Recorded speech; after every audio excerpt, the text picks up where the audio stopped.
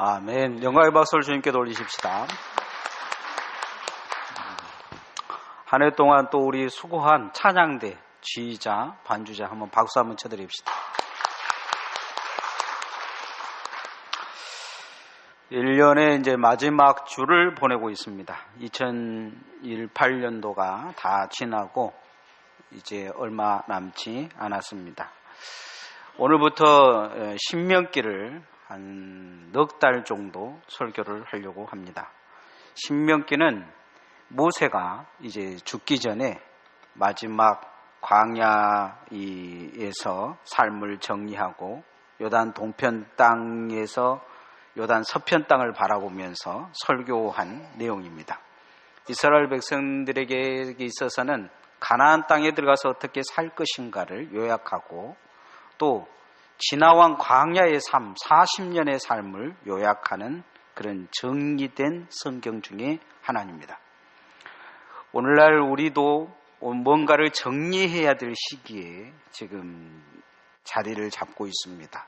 2018년도를 잘 정리하고 또 새로 온 2019년을 잘 우리가 계획해야 될 그런 시기에 있는 걸 볼 수가 있습니다. 한 해를 뒤돌아보면 다들 그럴 거예요.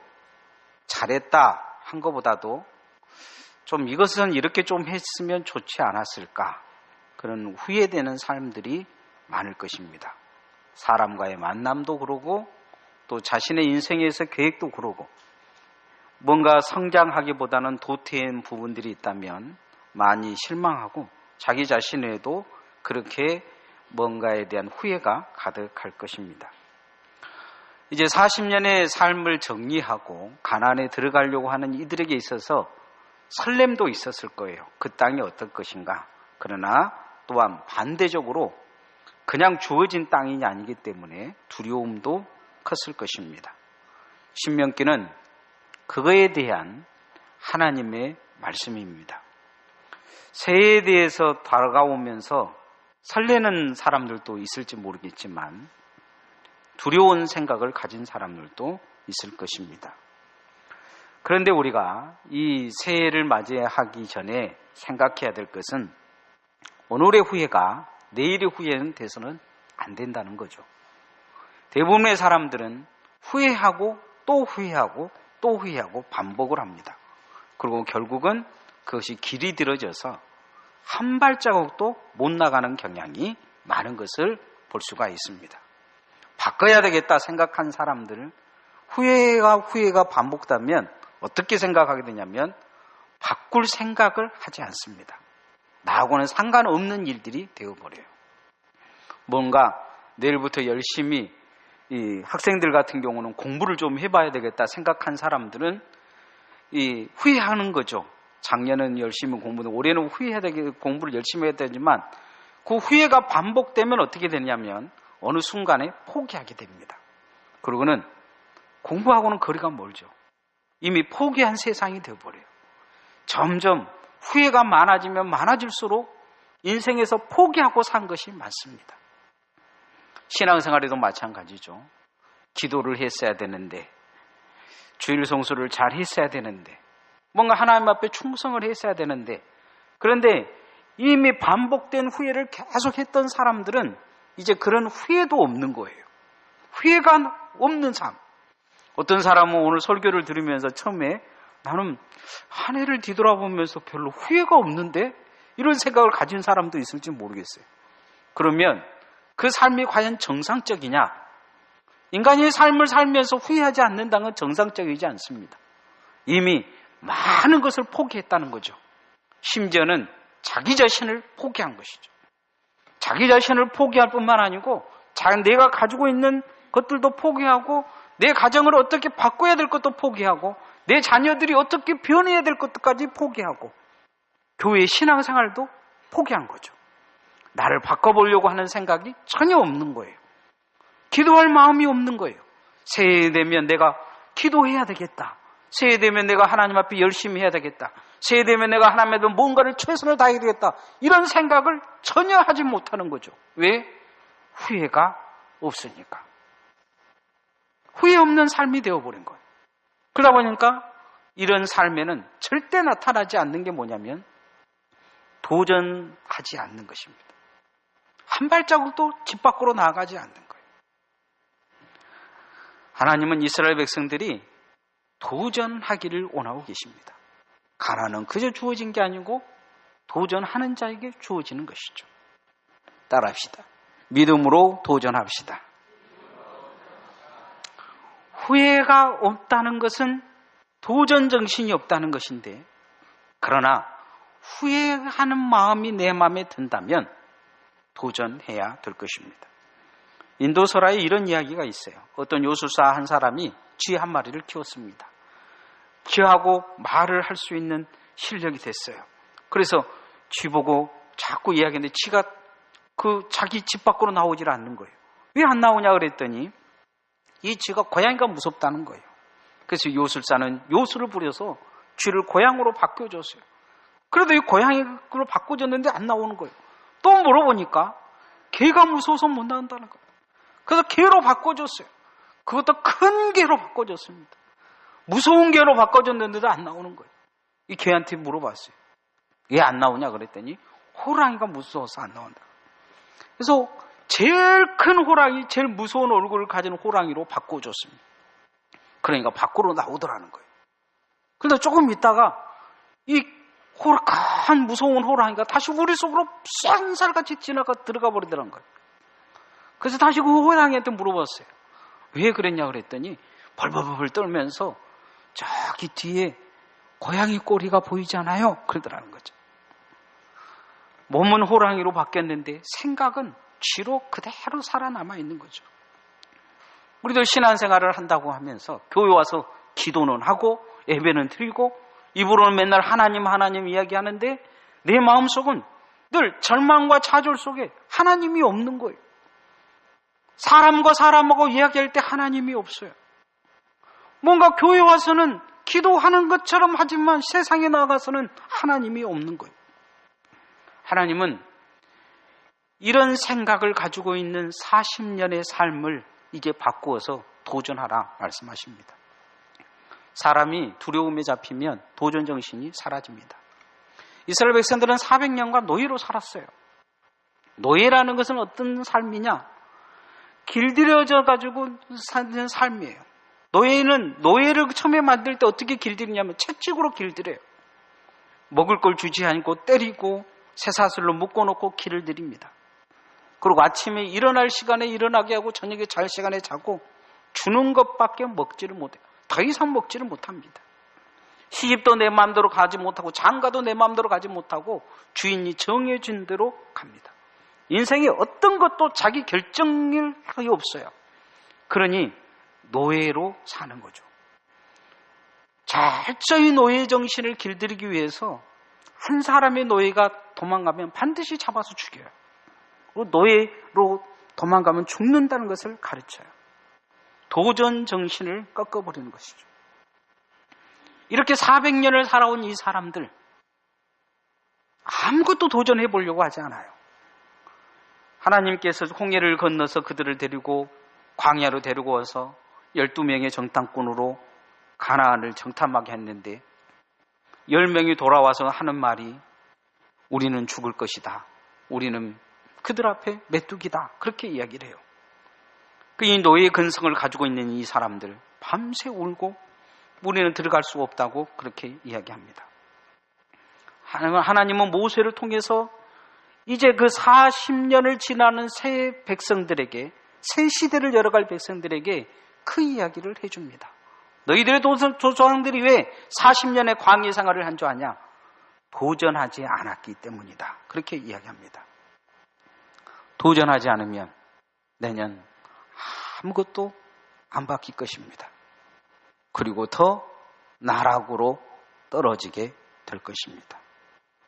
도전하는 신앙을 가지시기를 소원합니다.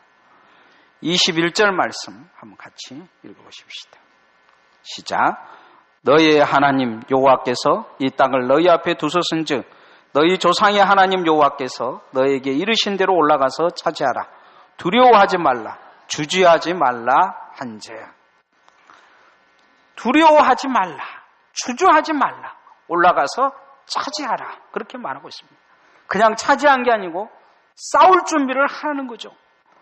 싸워서 이겨서 차지하라. 이렇게 이야기하고 있는 것을 볼 수가 있습니다. 인생은 치열한 싸움과 같습니다. 세상에 또 작은 빵 하나도 얻기 위해서 치열하게 살지 않습니까? 하나님은 그런데 이 말씀을 후손들에게, 이 광야에서 죽어버린 후손들에게 말씀하시기를 도전하라 요구하고 계신 것을 볼 수가 있습니다. 2018년을 마무리하면서 도전하는 마음을 내 마음에 갖기를 소원합니다. 세상은 우연히 일어난 일은 거의 없습니다. 만약에 우연히 일어난 일들을 여러분에게 무엇이 주어졌다면 결국은 도전하는 사람들에게 다 빼앗길 것입니다.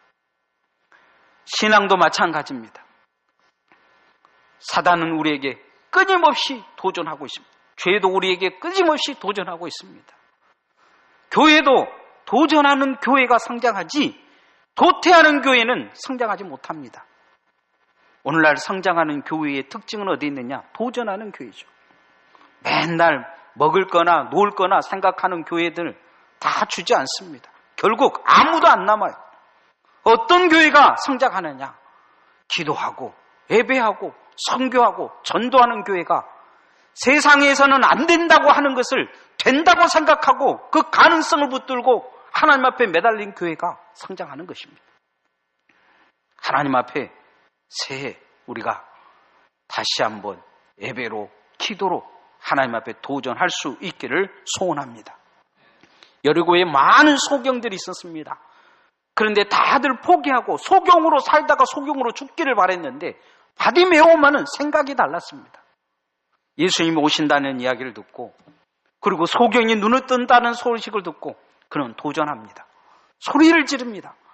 예수님이 자신을 불쌍히 여겨달라고 소리 들으자 사람들이 그 입을 틀어막습니다. 옷을 붙잡습니다. 그래도 살려달라고 자신의 눈을 뜨길 뜰 수 있는 나사렛 예수여 나를 불쌍히 여겨달라고 소리를 지릅니다. 예수님이 그를 부르자 그는 사람들이 잡고 있는 옷을 그들에게 맡겨버리고 벌거벗은 모습으로 예수님 앞에 나갑니다. 그 안에 바꿀 수 있다. 바뀔 수 있다. 나 자신을 바꾸자, 내 미래를 바꾸자는 도전의식이 있었기 때문입니다. 믿음은 도전의식이 없으면 믿음이 일어나지 않습니다. 도전하는 믿음으로 일어서시기를 소원합니다. 그런데 하나님은 인간적인 도전을 요구하고 있는 게 아닙니다. 오늘 성경에 보면 도전하는 자의 앞에 하나님이 앞서가실 것이다 말씀하십니다. 그 앞서가시는 하나님을 바라보고 따라가라는 것입니다. 따라하십시다. 앞서가는 하나님을 바라봅시다. 어떤 소경이 기차를 타고 가다가 캄캄한 터널 속에서 자살을 해버렸습니다. 사람들이 왜 소경이 자살을 했을까? 다들 궁금해했어요. 나중에 알고 봤더니 이 소경은 평생의 소원이 뭐였냐면 눈을 뜨는 거였어요. 그래서 이 사람에게 저 사람에게 소원이 뭐냐면 눈 뜬 거라 그러니까 정말 사람 눈 뜰 수 있는 기회가 생기니까 그런 기회를 이 사람에게 준 거예요. 누군가 죽어가면서 눈을 기증을 했는데 이 사람이 우선적으로 사람들이 도와줘서 수술을 한 것입니다. 귀한 수술을 했어요. 그러고 나서 이 사람이 이제 병원에서 퇴원하고 지하철을 타고 가고 있었습니다. 근데 갑자기 지하철이 고장 난 거예요. 그리고 불이 나갔어요. 근데 이 사람은 병원에서 너무 기쁜 나머지 기뻐하다가 지하철 타는데 잠들어 버린 거예요. 사람들이 웅성웅성하니까 눈을 딱 떠보니까 너무 캄캄한 거거든요. 그러니까 이 사람이 병원에서 잠깐 눈 떴던 그 세상을 다시 잃어버린 줄 알고 이렇게 살니 그런 생각이 든 거예요. 의사가 하는 말이 만약에 이제 눈은 재수술을 할 수 없고 눈 시력을 잃어버리면 다시는 눈 뜰 수 없다는 이야기가 그 머릿속에 드니까 이 사람이 이럴 바에는 차라리 내 꿈이 완전히 사라지면 죽어버리자 하고 그는 반대쪽 터널로 걸어 들어가기 시작합니다. 그럼 기차는 출발하고 그 다음 기차가 반대쪽에서 달려와서 이 소격은 그 자리에서 죽습니다. 자살할로 결론이 난 거죠. 자신의 생각을 너무 믿어버린 거죠. 자신을 너무 믿은 신앙이죠. 신앙생활에도 대부분의 사람들이 실패한 이유는 뭐냐? 자신을 너무 믿기 때문이에요. 오늘 성경은 자신을 믿기보다 앞서가신 하나님을 바라보고 가라 이렇게 이야기합니다. 하나님 바라보는 시선에서 도전하라 이야기합니다. 그 이야기는 뭡니까? 기도하며 가라는 것입니다. 말씀 붙들며 가라는 것입니다. 하나님 의지하며 가라는 것입니다. 대부분의 사람들은 계획만 잡고 그럽니다. 며칠 해보고 안 된다고 이야기를 해요. 그러나 기도하고 하나님 붙들고 가는 인생은 다릅니다. 오늘 성경의 30절 31절 말씀 한번 같이 읽어보십시다. 시작.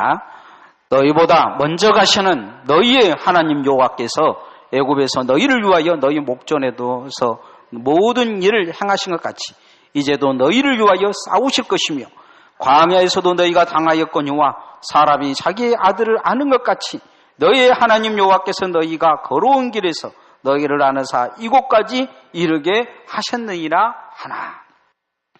오늘 이 말씀은 무슨 말입니까? 가나안 땅에 들어가는 사람들에게 하는 말보다 하나님이 과거에 이렇게 이야기하셨다는 거예요. 그들의 조상들에게. 하나님이 너희들을 도와주실 것이다. 앞서갈 것이다. 너희들을 이곳까지 아는 것처럼 가나안 땅에 안아가실 것이다. 하나님 보고 가라. 앞서가신 하나님 보고 가라. 그렇게 이야기를 했는데도 그들은 자기들의 능력만 믿었다는 거예요. 그들 앞에 우리는 메뚜기 같다. 싸우면 백전백패할 것이다. 이렇게 이야기했다는 거죠. 앞서가시는 하나님을 바라보지 못한 것입니다. 자기 자신들을 너무 믿는 거죠. 자신의 능력을 믿은 것입니다. 내년에 경제에 대해서 사람들이 이야기하면 다들 안 좋다고 이야기를 합니다. 근데 제 기억으로 제가 태어나서 지금까지 뉴스를 계속 들으면서 내년 경제가 좋을 것이다 이렇게 이야기를 들어본 적이 거의 없습니다. 내년에는 더 안 좋을 것이다. IMF 터지고 나서 그 이후에 계속 하는 말이 사업하는 사람들이 입에서 나오는 말이 끊임없이 말하는 거야. IMF보다 더 힘들다.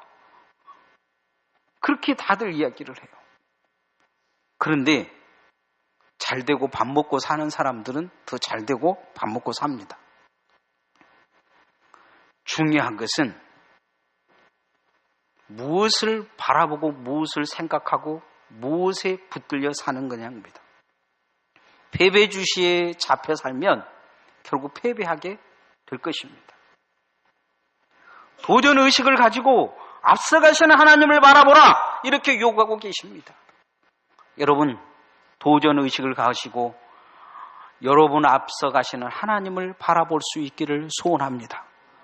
그래야 기도가 됩니다. 그래야 하나님 날 도와달라고 소경 바디메이처럼 주님 바짓가랑에도 붙잡고 미칠 거 아닙니까?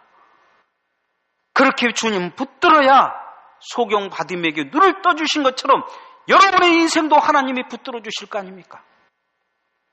도전의식을 갖고 앞서가시는 하나님 바라볼 수 있기를 소원합니다. 이번 주와 다음 주가 달라야 될 이유가 어디에 있느냐? 여기에 있습니다. 새해라고 말하면 뭔 필요가 있습니까? 똑같은 밥 먹고 똑같이 날마다 아침에 일어나서 오늘은 아무것도 안 될 것처럼 생각하고 하나님 앞에 기도도 전혀 하지도 않고 하나님 앞에 하나님이 나를 축복해 주실 거란 기대가 전혀 없는 삶, 광야를 뺑뺑 도는 40년의 삶과 다를 바가 없습니다.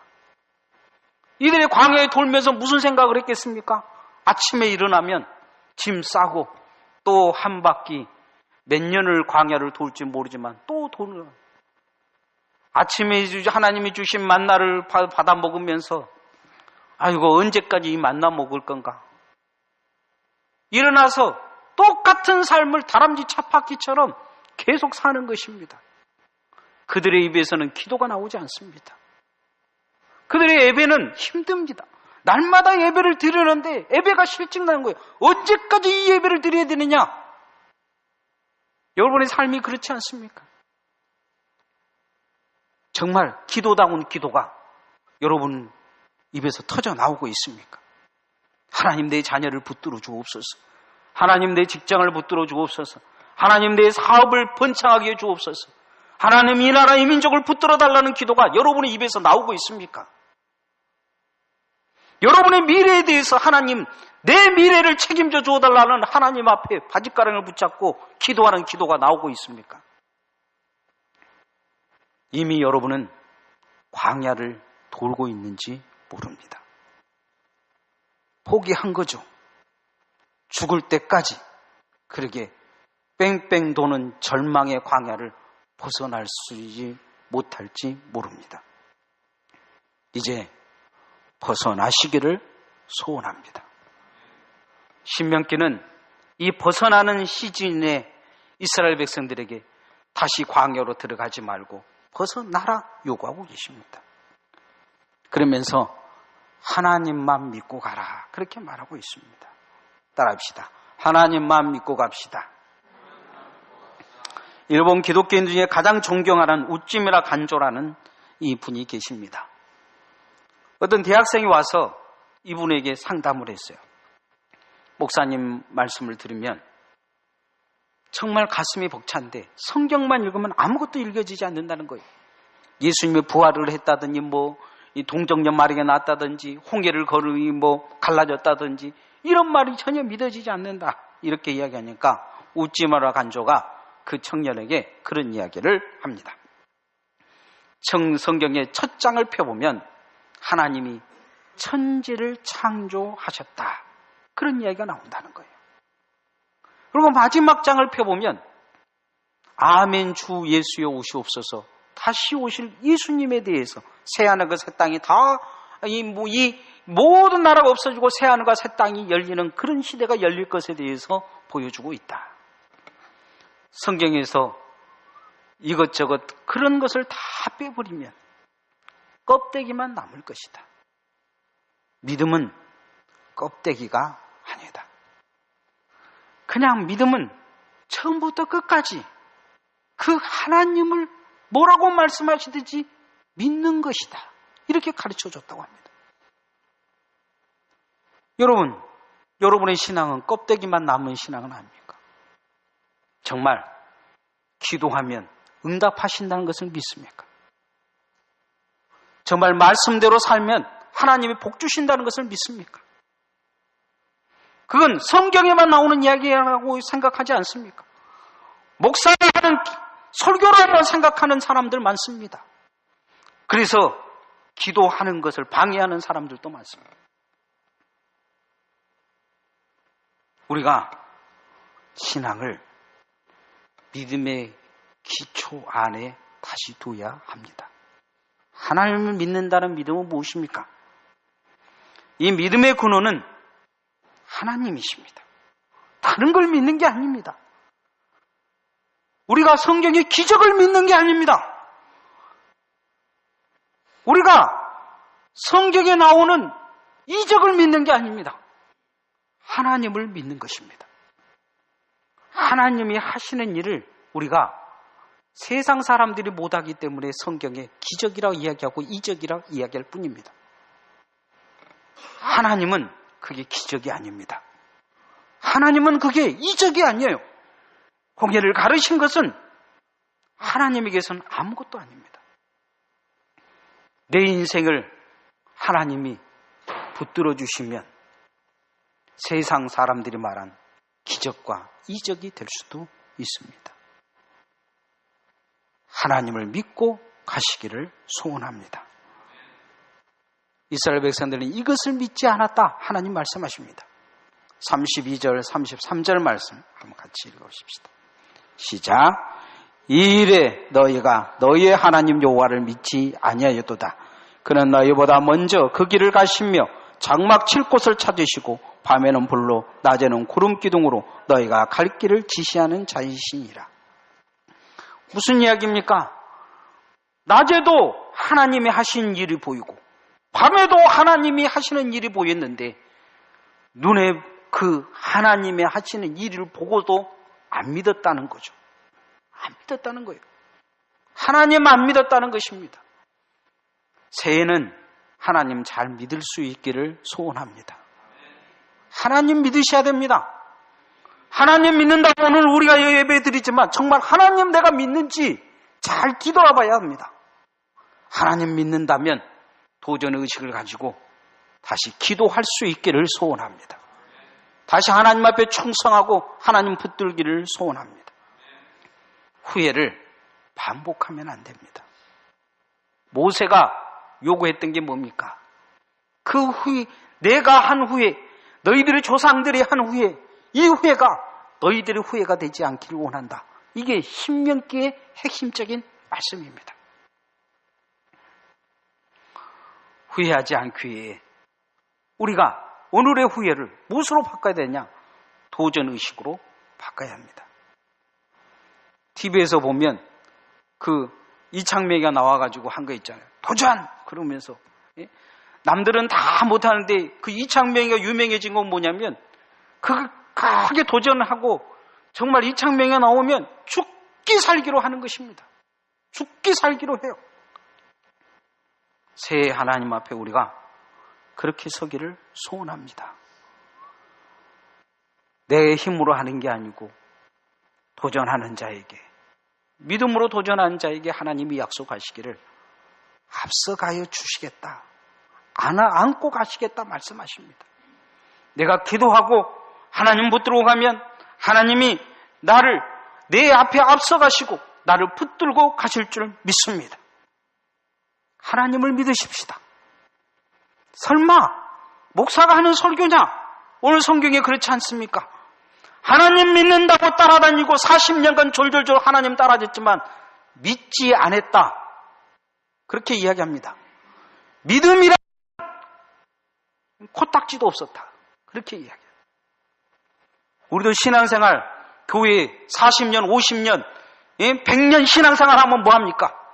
코딱지만한 믿음도 하나님을 믿지 않고 날마다 예배드린다고 하고 날마다 기도한다고 하고 그러면서 입으로는 안 된다고 맨날 그러고 교회가 망할 거라고 그러고 내 인생에 미래가 없다고 그러고 정말 하나님이 내 안에 계시는 것입니까? 새해는 나를 바꾸십시다. 내가 아무리 호랑이가 돼도 내 생각과 마음을 바꾸지 않으면 하나님은 내게 역사하실 수 없습니다. 하나님 앞에 새해는 하나님을 믿고 가는, 그래서 축복의 인생이 열려지는 그런 시작이 되어질 수 있기를 축복합니다. 찬양하십시다.